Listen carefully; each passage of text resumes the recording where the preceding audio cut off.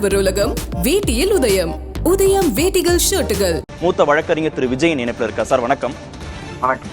கடும் எதிர்ப்பு தெரிவித்தது அமலாக்கத்துறை நீதிமன்றத்தில். கொடுக்கவே கூடாது, வழக்கின் விசாரணையின் போக்கை இது பாதிக்கும் அப்படின்லாம் சொல்லப்பட்டது. ஆனால் அதை மீறி உச்சநீதிமன்றம் திரு கெஜ்ரிவாலுக்கு ஜாமீன் வழங்கியிருக்கு. எப்படி பார்க்குறீங்க?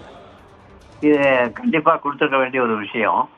அடிப்படையா அரசியலமைப்பு சட்டம் 324 அப்படிங்கிற ஒரு பிரிவில் ஒரு எலெக்ஷன் நடத்தும் போது ஃப்ரீ அண்ட் ஃபேர் எலெக்ஷன் அப்படின்ற ஒரு கோட்பாடு இருக்கு. அதனால ஒரு free and fair election இருக்கணும்னாக்கா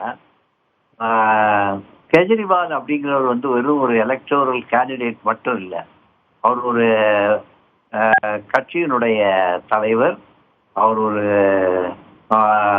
Delhi union பிரதேசத்தினுடைய முதல்வர்.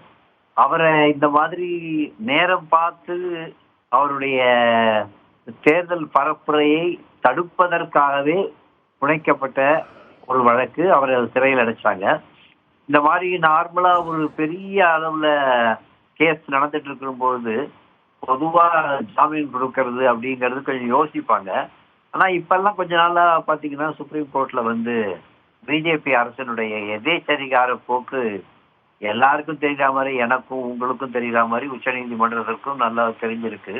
அதனாலதான் இந்த வழக்குல இந்த மாதிரி ஒரு தீர்ப்பு கொடுக்க வேண்டிய நிலைமை ஏற்பட்டுச்சு. அதனால இதுல கொடுக்கலாமா வேண்டாமாங்கிறது அல்ல முக்கியம். ஒருத்தர் தேர்தல்ல நிக்கணும், அந்த கட்சியினுடைய தலைவர், மாநிலத்தினுடைய முதல்வர் அப்படின்னாக்க அப்போ அவருக்கு கண்டிப்பா இந்த நீதிமன்ற காவல். ஆனா வேட்பாளருக்கே ஜாமீன் கொடுக்க கூடாதுங்கிறதா எங்களுடைய நிலைப்பாடு. அது ஒன்றும் அடிப்படை உரிமை இல்லை, தேர்தலை பிரச்சாரம் பண்ணணும் அப்படிங்கிறது அரசியல் சாசன உரிமை இல்லை அப்படின்லாம் கூட நீதிமன்றம் சொல்லி பார்த்தாங்க அமலாக்கத்துறை. ஆமா, ஆனா அதுக்குதான் சொல்ல வந்தேன், அரசியல் சாசன உரிமைங்கிறது இல்லைன்னு வரும்னா அரஸ்ட்ங்கிற சிஆர்பிசியை வச்சுட்டு சொல்லக்கூடாது. இதுல முக்கியமான விஷயம் என்னன்னா 324 ஃப்ரீ அண்ட் ஃபேர் எலெக்ஷன்.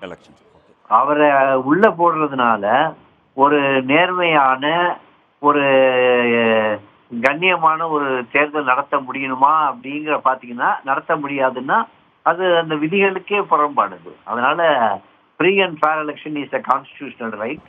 அதனால கண்டிப்பா அதுக்காக தலை சாய்த்த உச்ச நீதிமன்றம் இந்த வழக்கில் சரியான ஒரு முடிவை தான். ஓகே, இப்போ இதை முன் வச்சு ஜார்க்கண்ட் முதல்வர் திரு ஹேமந்த் சோரனும் கேட்கறதுக்கு வாய்ப்பு இருக்கு, அவருக்கும் ஜாமீன் கிடைக்க வாய்ப்பு இருக்கா? அப்படி புரிஞ்சுக்கலாமா? ஆமா, அப்படி புரிஞ்சுக்கலாம்.